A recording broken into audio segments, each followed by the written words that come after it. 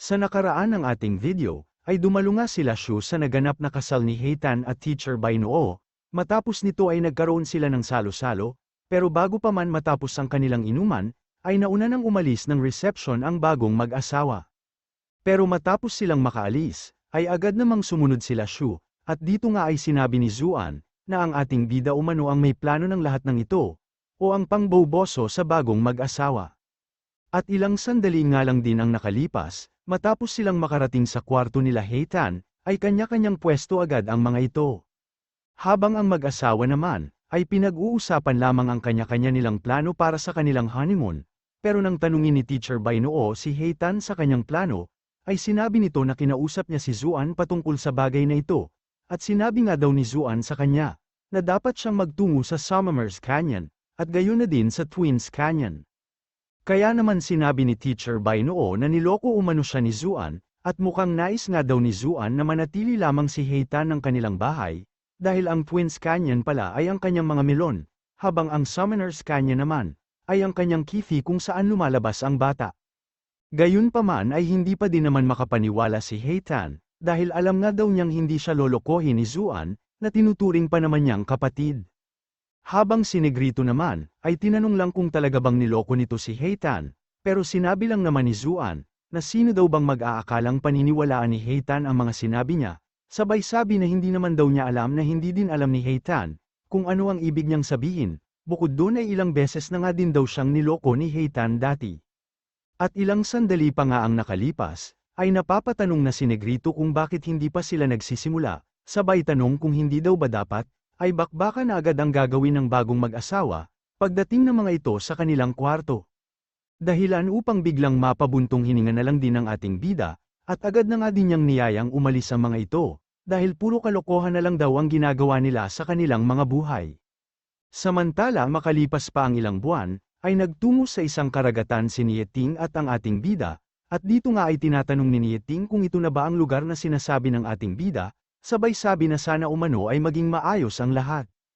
Pero habang hawak naman ni Shu ang itlog ng Phoenix na nag-umapa ng superpower, ay sinabi nito na nagsisinungaling lamang siya, kung sasabihin niya kay Nieting na sigurado siya, gayunpaman ay lagi naman daw siyang naniniwala, na magkakaroon ng magandang resulta ang lahat pagdating ng huli.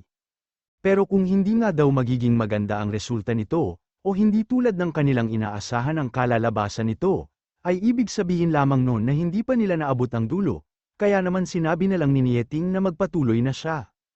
Sunod ay gumawa nga ng daan ang ating bida patungo sa ilalim ng karagatan, at matapos nga siyang makarating sa ilalim ng dagat, ay biglang nanlaki ang kanyang mga mata, matapos niyang makita ang isang buhay na bulkan sa ilalim ng dagat. Sunod ay nilagay nga ni Shu ang itlog ng Phoenix sa bibig ng bulkan, at matapos itong mapunta sa lava ay agad itong nag-absorba ng superpower sa paligid. At makalipas nga ang ilang sandali habang inoobserbahan ito ng ating bida, ay biglang nagliwanag ang bibig ng bulkan sa ilalim ng dagat, at matapos nga itong masaksihan ni Shu, ay labis na tuwa ang agad niyang naramdaman. Dahil matapos nga ang nasaksihan ni Shu na liwanag mula sa bulkan, ay ang unti-unting pagkabuo ng pisikal na katawan ni Zujin, at agad na ding binati ng ating bida si Zujin sa kanyang pagbabalik, o muling pagkabuhay, at agad na din silang kumuha ng larawan, na pinost ng ating bida sa kanyang social media account. At masyado nga ang gulat ni Yutang at Zhao, matapos nilang makita na muling nakabalik si Zujin, habang ang mga malalapit na miyembro ng Dragnets naman kila Zujin, ay masyado ang pagyakap at iyak ng mga ito, matapos siyang makita. Agad na ding dumating ang iba pang miyembro ng Dragnets and Snares, kaya naman dahil sa pag-iyak nilang lahat, ay nabasa ng laway, sipon at luha ang kanyang mga damit.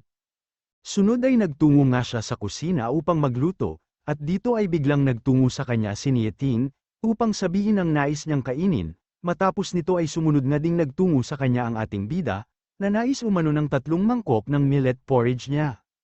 Pero nang maghain nga si Zujin sa kanila, ay tanging dahon lamang ng sibuyas ang binigay niya sa dalawa. Kaya naman agad silang napatingin kay Zujin, na bigla namang nanlisik ang mga mata matapos ibukas ang pamaypay niya.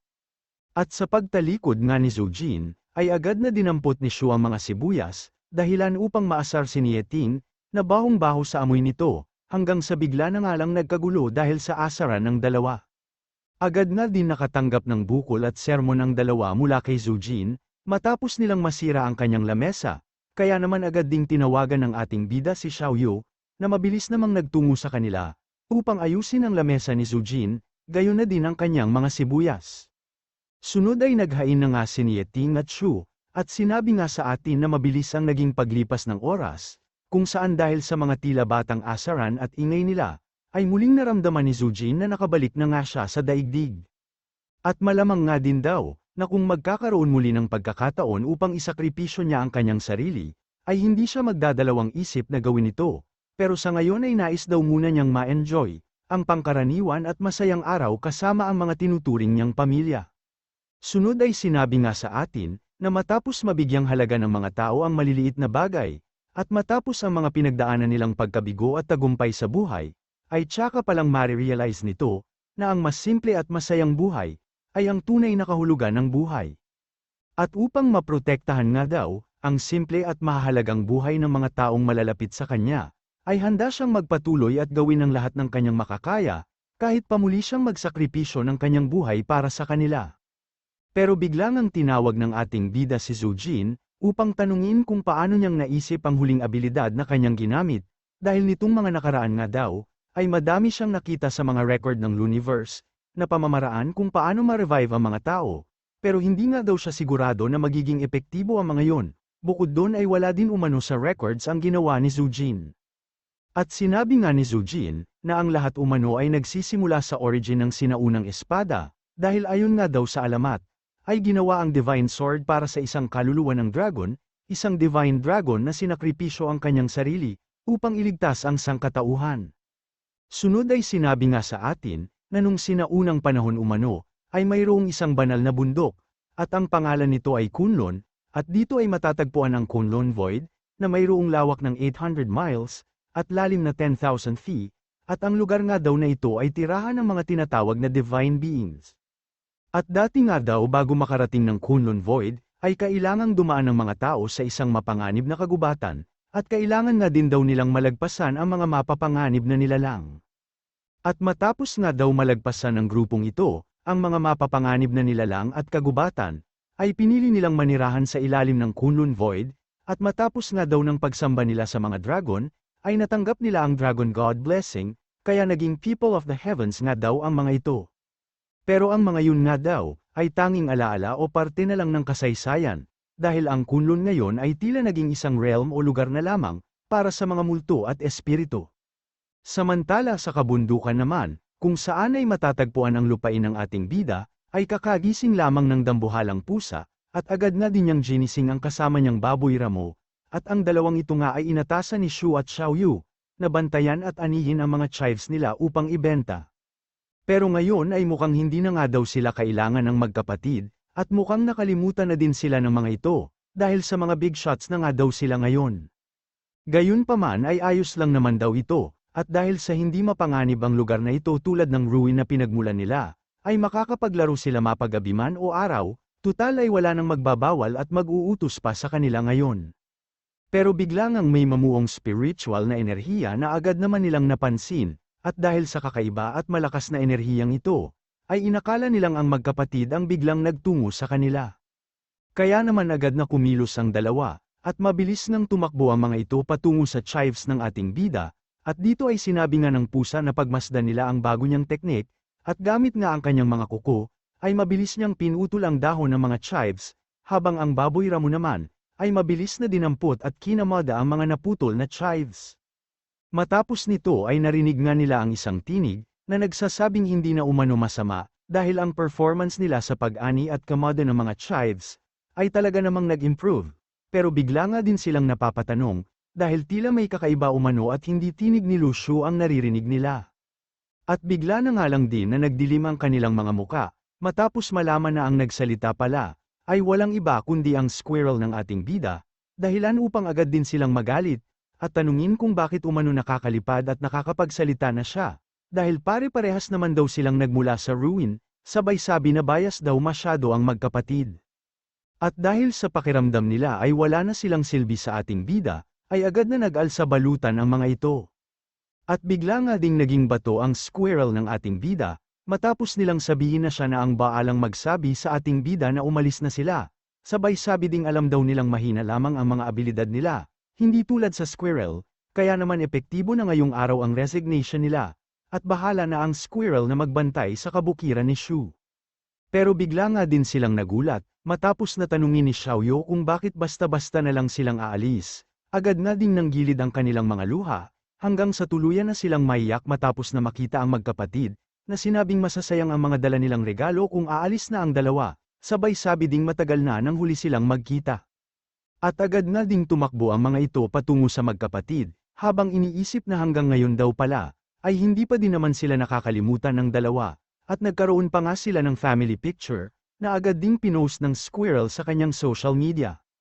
At pagsapit ng gabi bago umalis sila Shu, ay sinabi nitong magpatuloy lang sila sa pagbabantay sa kabundukan, at mas madalas na nga daw silang bibisitahin ng ating bida ngayon. Sunod ay sinabi nga din ni Shu, na nabanggit na daw ng Squirrel ang mga daing at hinaing nila sa ating bida, kaya naman nag-iwan siya ng konting gawain para sa kanila, at matapos nga daw nilang matutunan ang mga yon, ay magkakaroon na sila ng abilidad na tulad ng sa Squirrel, pero kahit nga daw wala pa silang abilidad na ganon, ay hindi naman sila abandonahin ng magkapatid. Pero bigla nga din silang nagulat at napaisip, kung anong kaunting gawain ang sinasabi ni Shu, at agad na nga lang din silang nagkatinginan, matapos makita ang isang tambak na gawain, at agad na sumigaw upang tanungin ang Squirrel, kung ano daw ang mga sinabi niya sa ating bida tungkol sa kanila. Sunod ay muli namang nagpakilala sa atin si Ming Yuyu, at sinabi nga niyang siya umano ang kauna-unahang puppet master, na nanungkulan kay Haring Lucien, bukod doon ay siya din daw ang pinakamalakas sa lahat ng mga puppet masters. At pinangunahan nga daw niya ang kanyang mga kapatid, o kapwa puppet masters, upang makipagdigmaan at mapagkaisa ang Luniverse, at inabot nga daw sila ng 3,000 taon sa pakikipagdigma, bago magkaroon ng bagong era at katahimikan sa Luniverse, at ang mga nakakakilala nga daw sa kanya, ay tinatawag siyang master ng mga puppet masters. Pero sino daw ba ang mag-aakala, na darating ang isang araw kung saan, ay mamumuhay siya bilang isang pangkaraniwang tao dito sa Ancestral Land, at nag-umpisa nga daw ang lahat ng mga ito, nang utusan ni Lu Shu ang Squirrel, na gamitin nito ang kanyang abilidad kay Ming Yuyu.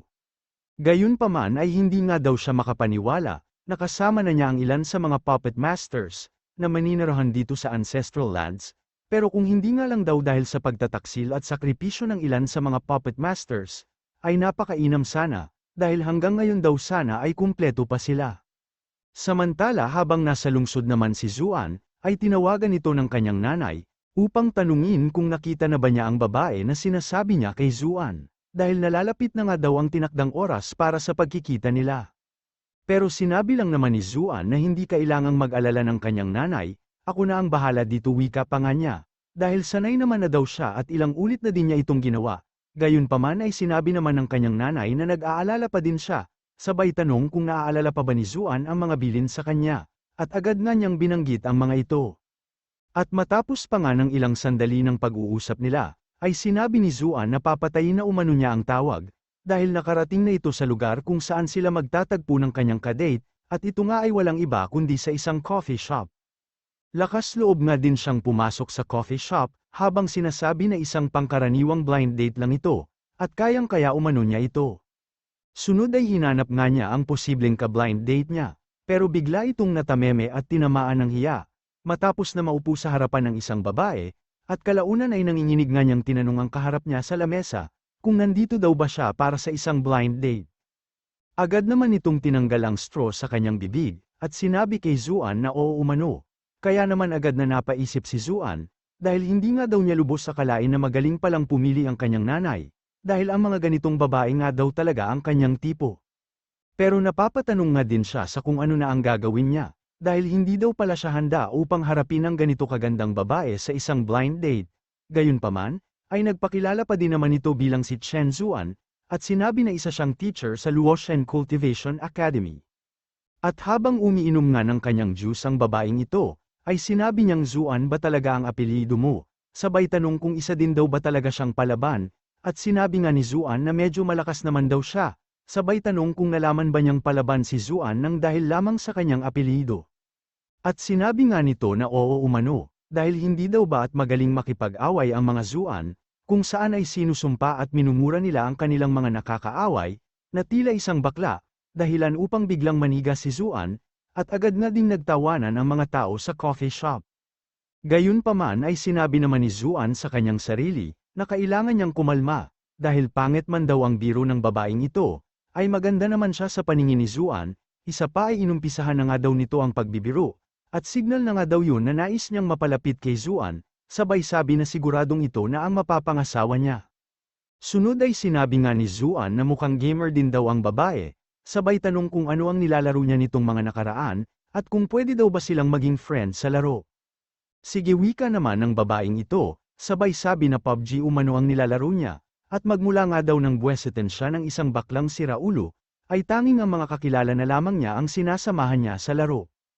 At agad na ding sinabi ni Zuan, na talaga umanong delikado ang pakikipagrelasyon sa online, dahil siya man ay naadik na nga daw sa paglalaro, kung saan ay nagkaroon na din siya ng karelasyon sa nilalaro niya, at nais na nga din daw sana niya itong makasama sa totoong buhay, pero siyam nga daw sa 10 babae online, ay mga bakla o lalaki talaga, at naging bangungot nga daw ito sa kanyang buhay.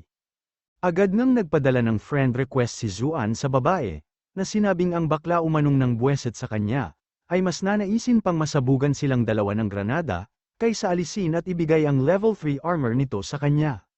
Habang si Zuan naman, ay sinabi na sino daw bang mag-aakala, na ang baklang nakarelasyon niya sa laro, ay nais lamang siyang habadan dati, upang maalis niya ang kanyang level 3 armor. At bigla nga silang nakatanggap ng notification, at ayon nga dito ay nasa blacklist na nila ang account ng isa't isa, at tinatanong din sila ng system notification, kung nais ba nilang alisin ang isa't isa sa kanilang blacklist, at parehas nang nashock ang dalawa, at agad din nilang na-realize na ang tinutukoy nila kanina, ay walang iba kundi ang isa't isa din. Agad na ding nagkumprontahan at nag-away ang dalawa, kaya naman agad na nabaling sa kanila ang atensyon ng mga tao, matapos sabihin ni Zuan na isa siyang scammer, sabay tanong kung bakit umano siya nakasuot ng pangbabae, pero tinanong lang naman ito si Zuan kung hindi ba siya maganda, at sinabi nga ni Zuan na mukha nga siyang maganda. Kaya naman agad din itong nangiti, at sinabi nga niyang hindi umano siya scammer, dahil nandito naman daw talaga siya para sa isang blind date, pero hindi nga daw niya sinabi kay Zuan, na siya ang ka-blind date nito. At habang hindi nga makapaniwala si Zuan na napahiya siya, ay narinig nila ang tinig ng isang babae, na nagsasabing naligaw umano siya, sabay tanong kung matagal na bang naghihintay ang kanyang ka-date, kaya naman agad ding napatingin sa nagsalitang babae si Zuan. At matapos nga niyang makita ang isa na namang magandang dilag, ay napatanong si Zuan sa kanyang sarili kung nagkamali ba talaga siya, at kung ang babaeng ito nga daw talaga ang ka-blind date niya, ay hindi na umano masama dahil sa malalaki ang kanyang mga melon. Agad na din niya itong nilapitan upang magpakilala, at agad ding tinanong kung siya ba talaga ang ka-blind date niya, pero nilagpasan lang naman siya ng babae, at nagtungo nga ito sa kausap ni Zuan kanina, habang sinasabi na nagsuot nga siya ng kasuotan ng mga babae. At habang nag-uusap nga ang mga ito, ay nagdilim na lang ang mukha ni Zuan dahil muli na naman siyang mapahiya, kaya naman kahit patinawanan siya nito, ay wala nang nagawa si Zuan kundi panuorin silang umalis, habang napapatanong sa kanyang sarili kung nasaan na kaya ang ka-blind date niya. Agad na nga lang din siyang naiyak sa inggit, nang bigla namang may nagtanong kung mula ba siya sa Chen family, at bigla ngang kinilabutan ang buong katawan ni Zuan, matapos niyang makita ang babaeng nagtatanong sa kanya, dahil ang babaeng ka-blind date pala niya ay isang tita. Agad na ding nanigas sa kanyang pwesto si Zuan, habang tinatanong ang kanyang sarili sa kung ano ang nangyayari, dahil ang sinabi pala ng kanyang nanay na ka-blind date niya, ay mukhang mas matanda umano sa kanya ng mahigit 1 dekada. Bukod doon ay napapatanong nga din siya sa kanyang sarili, kung iniisip daw kaya ng kanyang nanay na walang magkakagusto sa kanyang kaideran niya, at kung iniisip daw ba ng kanyang nanay, na ang batuta niya ay magagamit lamang niya sa mga tita, sabay sabi na bata at matipuno pa naman daw ang kanyang batuta. At pagsapit nga ng gabi sa bahay ng ating bida, ay humahagalpak sa tawa ang dalawa matapos nilang malaman ang nangyari kay Zuan. At agad nga ding tinanong ng ating bida, kung bakit umano ang mga nakaka-date at relasyon niya, ay masyadong mga nakakatawa, habang si Negrito naman, ay sinabing sinumpa daw talaga ang buhay pag-ibig ni Zuan, kaya naman dapat na din siyang tumigil sa pakikipag-blind date.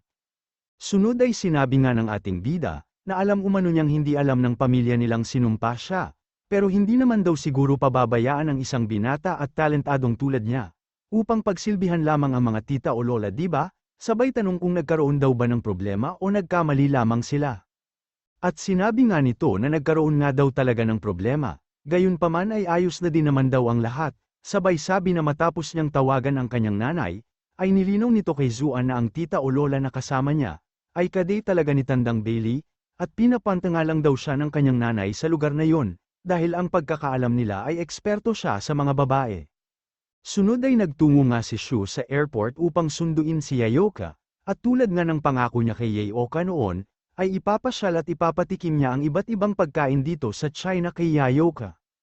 Kaya matapos niya itong masando sa airport, ay agad niyang dinala si Yayoka sa mga pasyalan, upang matikman na din ang mga street foods at pangkaraniwang pagkain dito sa China. At matapos nga ng halos buong araw nilang pamamasyal, ay bakas sa muka ni Yayoka ang saya, at kalaunan ay hinatid na din ni Shu si Yayoka sa tutuluyan niyang hotel, at matapos ngang magpaalam sa isa't isa ang mga ito, ay napansin ng ating bida ang oras, at naisip na mas maaga daw natapos ang pamamasyal nila, kaysa sa kanyang inaasahan.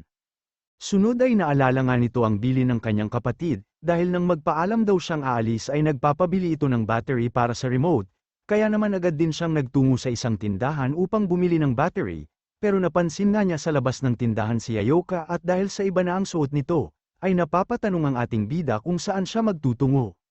Sunod ay napapatanong nga si Shu kung may mali ba sa kanyang hotel, pero dahil sa palingalinga ito sa paligid, ay napapatanong din si Shu kung nais ba nitong maggala ng mag-isa. At makalipas pa nga ang ilang sandali, ay nakarating na sila sa isang gusali, at habang nasa isang pila nga sila, ay nagpalit naman ng katauhan ng ating bida, upang sundan at siguraduhin ang kanyang kaligtasan.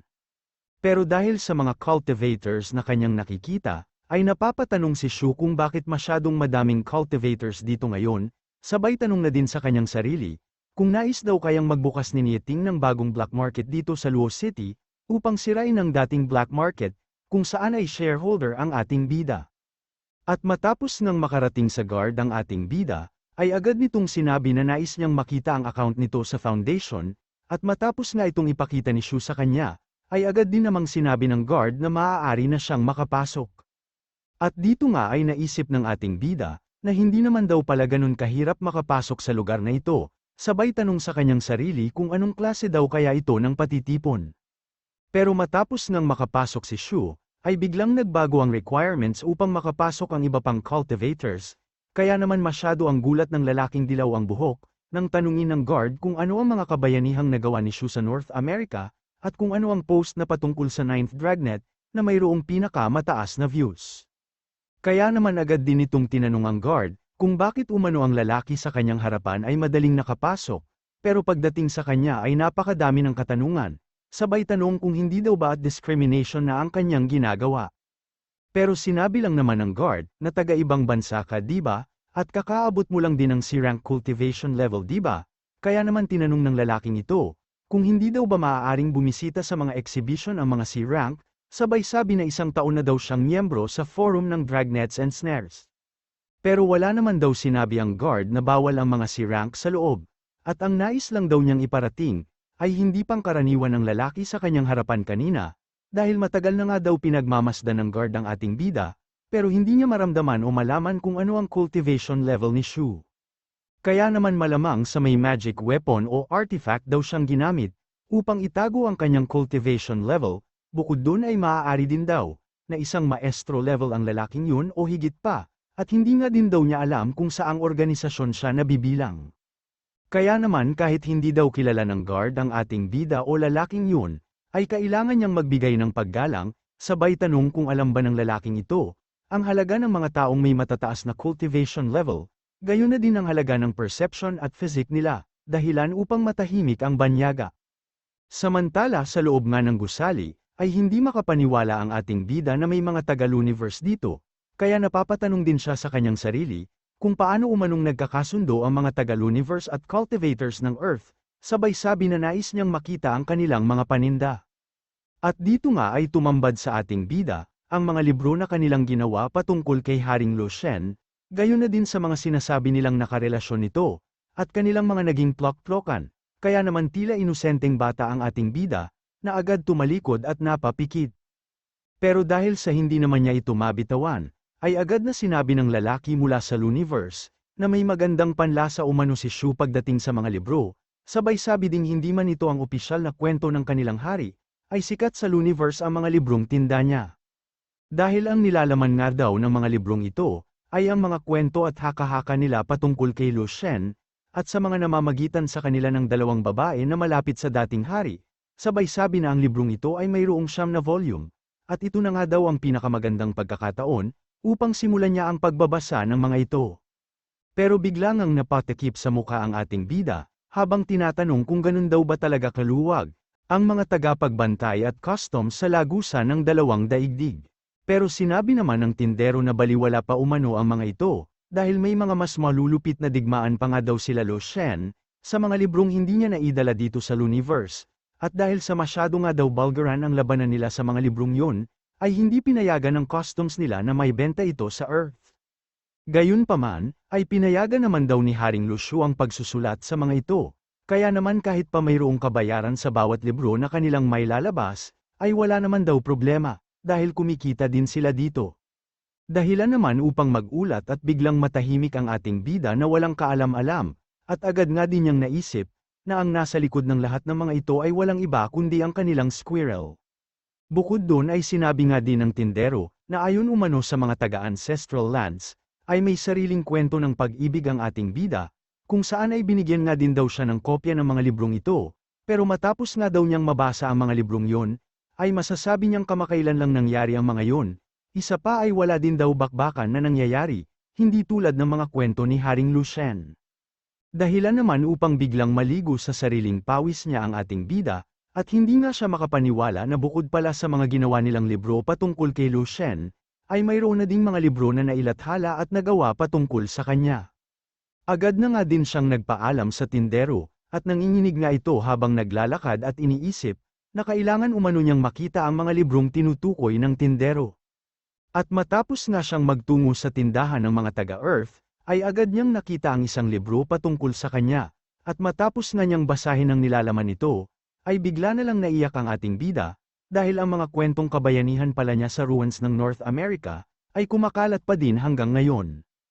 Sunod ay nakita nga din niya ang aklat patungkol sa mga nangyari sa Japan dati, at matapos naman niya itong basahin, ay napapatanong ang ating bida sa kanyang sarili kung may amnesia na daw ba siya, dahil hindi nga daw niya matandaan, na nangyari pala ang ibang nilalaman ng librong ito. Bukod doon ay mayroon na nga ding aklat, patungkol sa love triangle umano nila ni Carol at Xiaoyu, gayon na din sa pag-iibigan ni Zujin at ni Yiting, at hindi nga siya makapaniwala na mayroon ding kwento patungkol sa kanila ni Yiting, at halos sumabog nga ang utak ng ating bida matapos na makita at mabasa ang mga ito, hanggang sa magbigay na lang siya ng negative points sa kanyang sarili.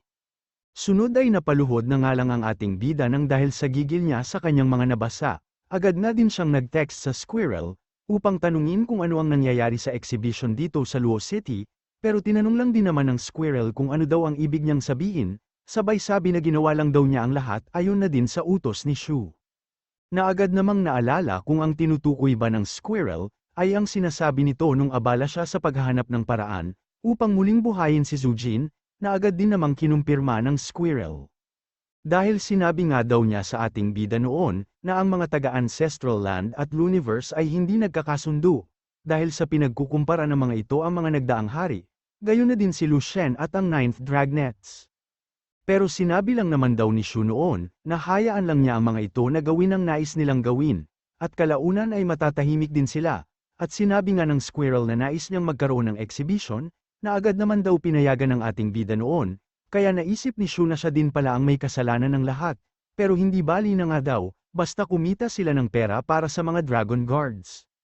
Pero bigla nga ding yumanig ang buong gusali, at habang napapatanong ang ating bida sa kung ano ang nangyayari, ay bigla namang lumabas ang antena ni Xiaoyu at Carol, na matapos lumabas mula sa lupa, ay tulad din sila ng ating bida, na masyado ang hiya at hindi makapaniwala sa kanilang mga nakita at nabasa.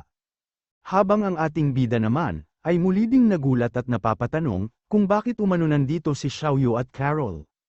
At sinabi nga sa atin na 2 linggo umano bago ang exhibition, ay napag-alaman ng mga tao dito sa Earth, na madaming aklat at kwento ang mga taga-Looniverse patungkol sa dating hari, at dahil sa reincarnation nga daw ng dating hari si Lu Shu o ang 9th Dragnet, ay hindi sila papayag na ang mga taga-universe lang ang mayroong maipagyabang.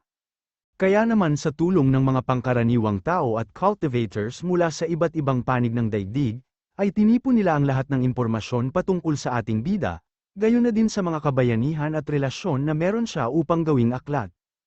Kaya naman matapos na mabalitaan ni Xiaoyu at Carol ang patungkol dito, ay sinabi sa ating natural lang umano, na tumulong at pangunahan nila ang paggawa ng mga aklat patungkol sa ating bida. At kahit wala nga daw ganong alam si Xiaoyu at Carol patungkol sa mga exhibitions, ay ginawa pa din naman nila ang lahat ng kanilang makakaya, at naging maayos nga ang lahat ng paghahanda para sa exhibitions. Hanggang sa umabot na nga sa punto na na-shock na ang mga ito, at nanginginig pa nga sila habang tinatanong ang squirrel, kung ang lahat daw ba ng mga nasa likuran niya ay naaprobahang ilathala, na agad din namang kinumpirma ng squirrel.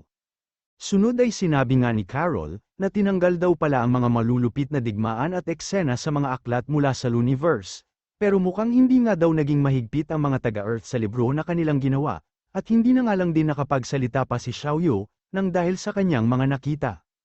Hanggang sasabihin na nga lang nito, nakalimutan na muna nila ang patungkol sa mga aklat na ito, at dahil abala naman daw ang ating bida, ay wala siyang oras upang basahin pa ang mga ito, at hanggat hindi nga daw umaabot kay Shu ang mga patungkol sa aklat at kwento na nilalaman nito, ay hindi naman magiging awkward ang sitwasyon nila.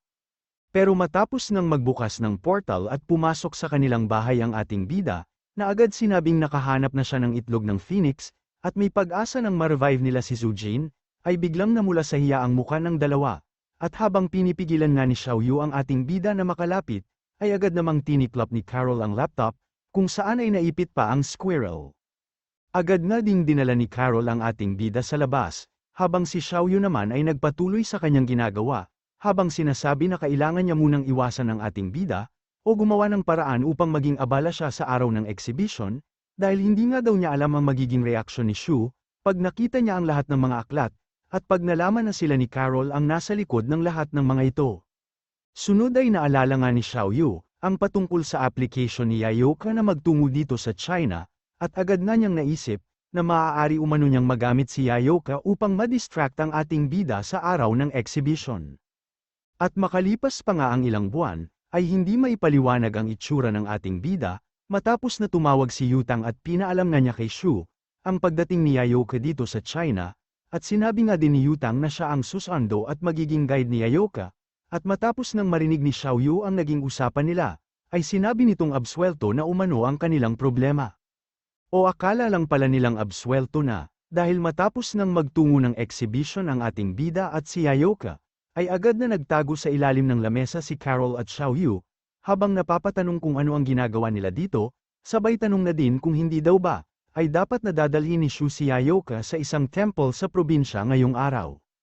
Pero habang patuloy nga sa paglalakad ng ating bida, ay bigla nitong nabangga sa balikat si Yayoka, dahilan upang mabitawan niya ang kanyang hawak, at tumambad nga ang sandamakmak na mga libro na kanyang binili.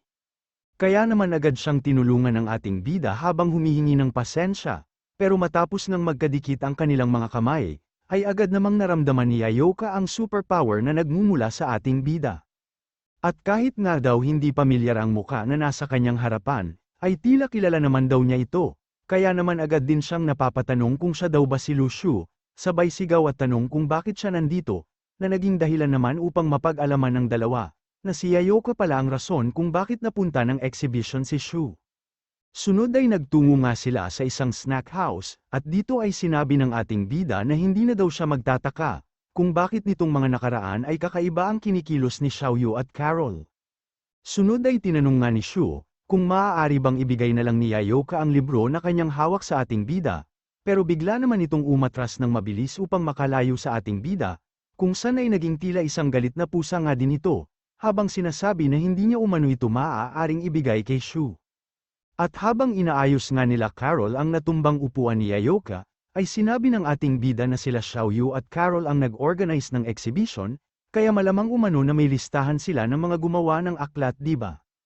At sinabi nga ni Xiaoyu na meron umano, dahil ang lahat ng mga gumawa ng aklat ay may account sa website ng Dragnets and Snares, at dahil sa may access nga daw sila sa mga account na ito, ay nalaman niya pati ang pagdating o planong pagpunta ni Yayoka ng China.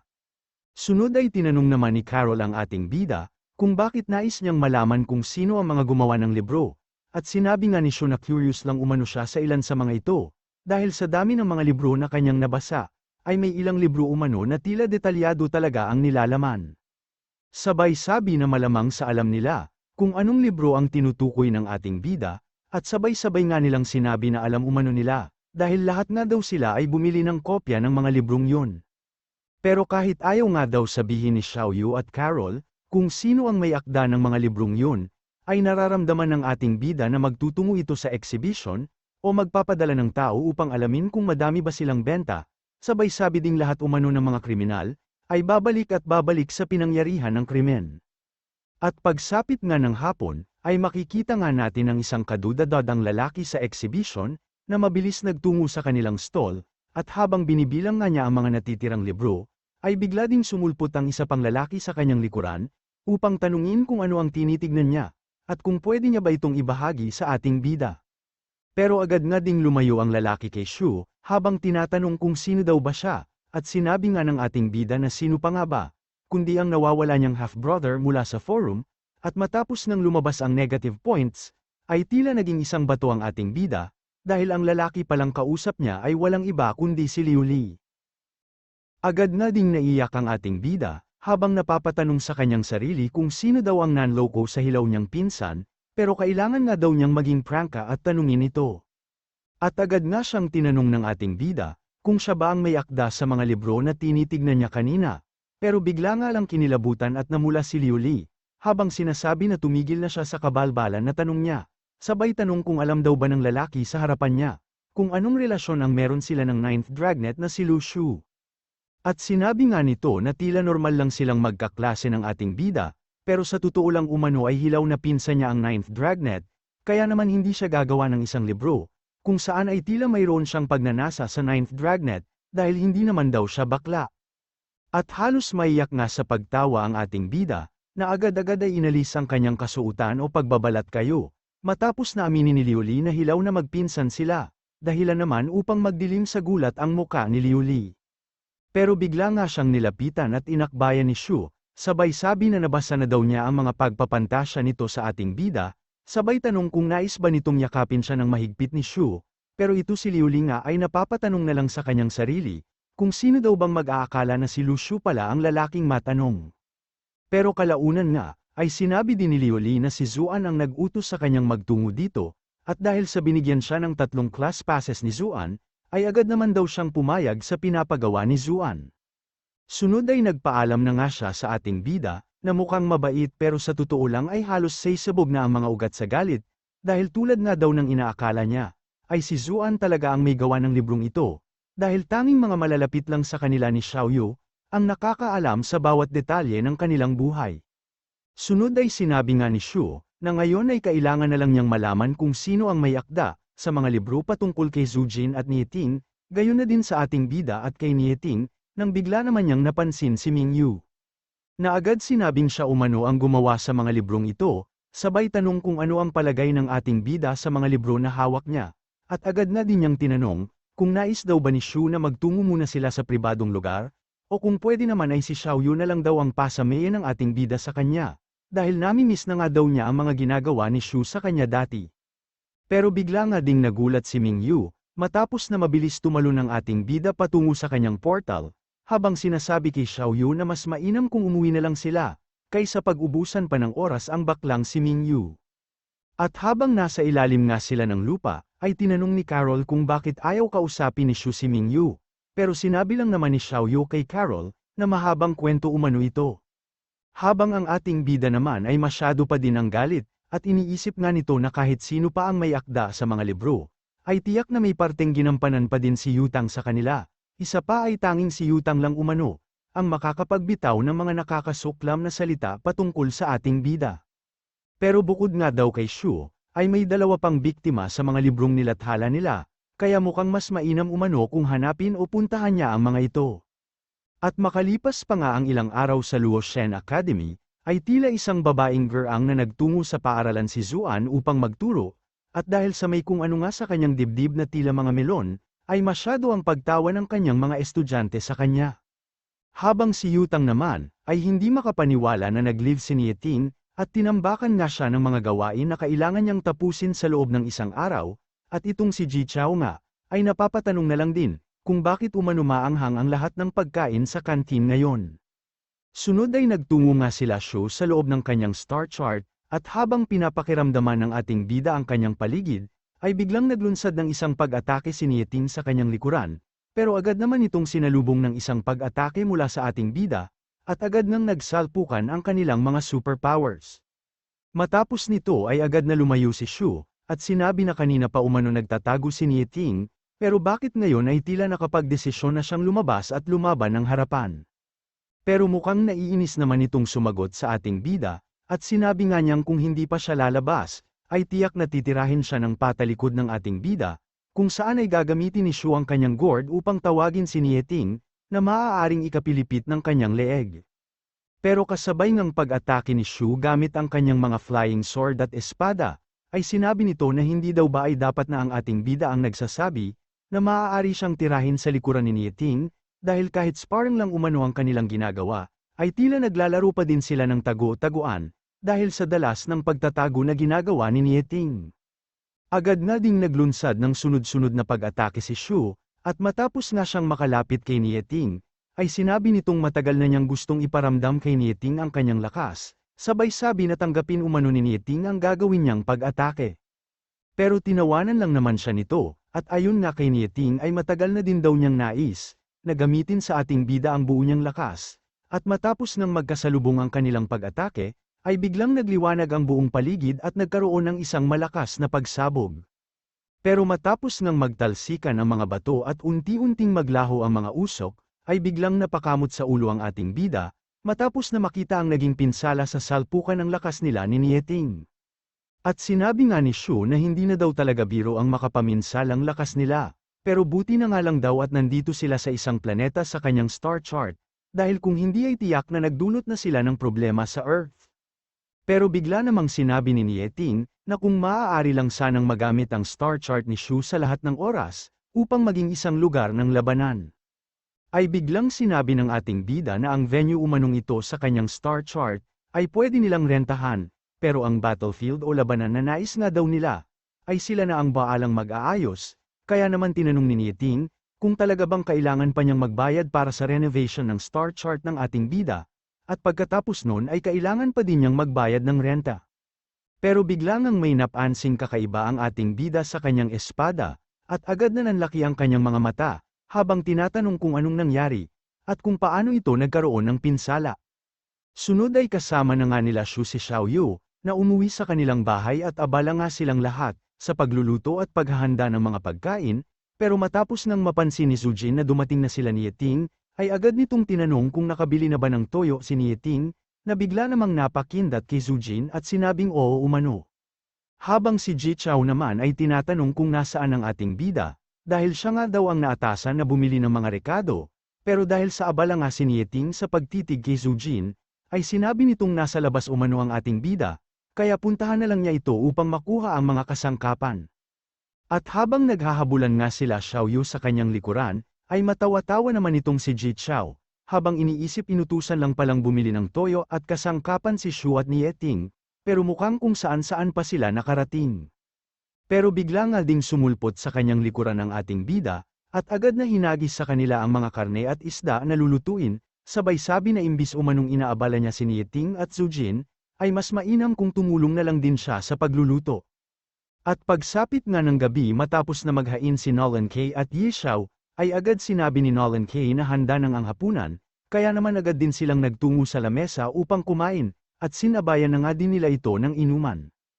At habang napapasarap nga ang kanilang inuman, ay tila may napansin namang naglalambingan si Zuan, at sa kanyang ngang paglingon, ay nakita niya si Carol at Xiaoyu na nagsusubuan, sabay sumpak ng pagkain sa bunganga ng ating bida.